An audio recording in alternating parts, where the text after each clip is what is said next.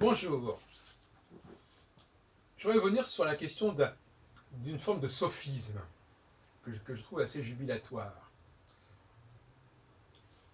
Première partie du sophisme, les femmes sont des êtres humains.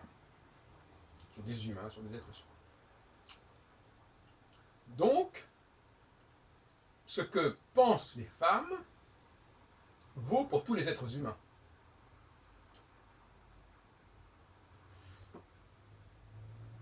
Voilà comment on arrive à ce genre de façon de voir les choses. Voyez-vous comment on est piégé dans une sorte de théorie générale comme ça, et après, une partie de l'ensemble vaut pour l'ensemble. Ce qui est bon pour les femmes est bon pour tout le monde. Y compris, bien sûr, pour les hommes. Puisque les hommes et les femmes sont semblables. Donc, ce qui est bon pour les uns est bon pour les autres. Alors, évidemment, on pourrait inverser en disant ce qui est bon pour les hommes est bon pour les femmes. Mais je crois que les femmes ne voient pas tout à fait ça comme ça. Elles partent de leur propre schéma. Il y a une forme d'égocentrisme chez les femmes.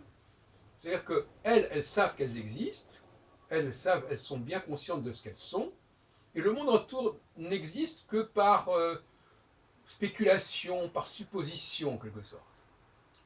Pas plus que ça. Elles n'observent pas véritablement le monde, elles ne perçoivent le monde qu'à travers des messages extrêmement codifiés qui leur parviennent par le biais du langage, par le biais de toutes sortes de textes, mais pas directement. Elles le perçoivent le monde de façon biaisée. Donc, le point certain, c'est que nous sommes des femmes, ça c'est certain, que nous ressentons ceci, que nous ressentons cela, que ceci est bien pour moi. Et donc, par conséquent, on peut supposer que, puisque les autres sont des êtres humains comme nous, je parle au nom des femmes évidemment là, eh bien, ils ont le même ressenti que nous. C'est pas compliqué. Ce qui est bon pour nous, êtres humains, moi, être humain, est valable a priori, pour tout le monde. Voyez-vous, il faut faire très attention.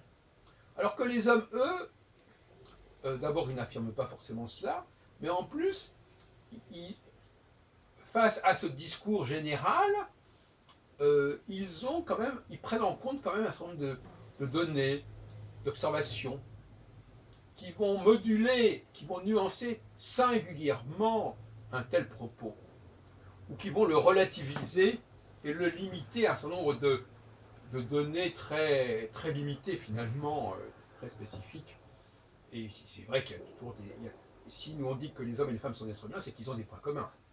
Mais ces points communs, ils ont aussi des points communs avec d'autres animaux, n'est-ce pas? Et d'autre part, ces points communs n'épuisent pas les différences. Bon. Alors, je crois que nous touchons là à un vrai problème, n'est-ce pas? Qui est une sorte de philosophie très générale qui est nourrie par un ressenti personnel, et ce ressenti personnel est projeté sur cette philosophie générale, et par conséquent, ce qui est bon pour moi est bon pour l'espèce humaine tout entière. Voilà, dans une sorte de logique qui associe d'un côté le ressenti personnel et de l'autre côté une expression générique, c'est le cas de le dire, un produit générique qui serait l'être humain. Et on sait ce qu'il faut penser des produits génériques qui ne tiennent pas compte des différences de qualité des produits, etc. etc. Voilà ce que je voulais exprimer. J'attendais de trouver le déclic, parce que parfois on ne trouve pas tout de suite le déclic, il y a des choses qui vous gênent, mais on ne sait pas exactement ce qui nous gêne. Et là, effectivement, il y a la conjonction de deux phénomènes. D'une part, une tendance à la généralisation, d'autre part, une difficulté à percevoir ce qui est autour de soi. Ce qui fait que le ressenti de ces femmes, il se limite en fin de compte à leur ressenti personnel, ou en tout cas de très grande proximité.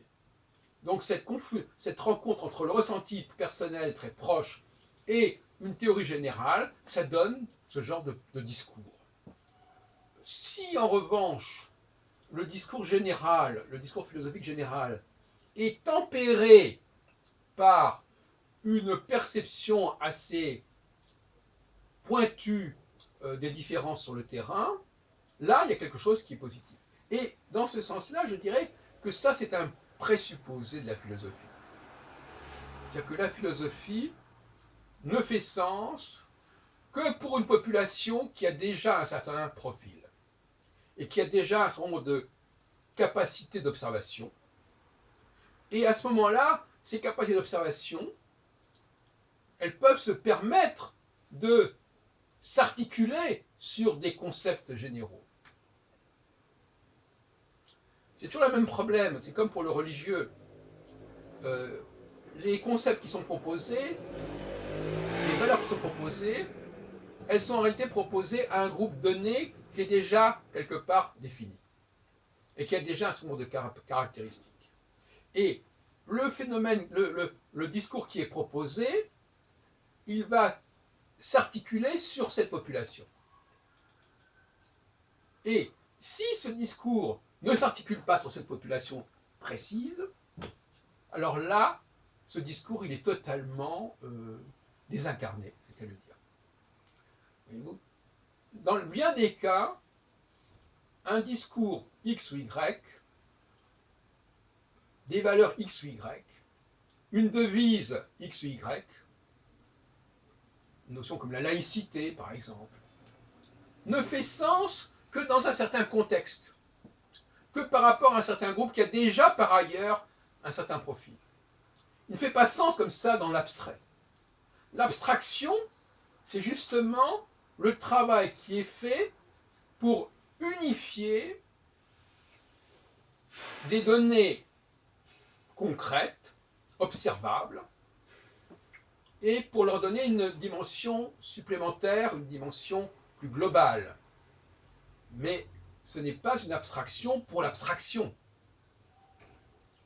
Donc effectivement, la philosophie est faite pour des gens qui ont quand même les pieds sur terre, mais qui ne sont pas omnubilés ou enfermés dans leur petit moi, et qui donc par conséquent ne vont pas s'imaginer que parce qu'on va utiliser des tels et tels concepts, que cela devra ignorer un certain nombre de différences qui sont elles-mêmes observables.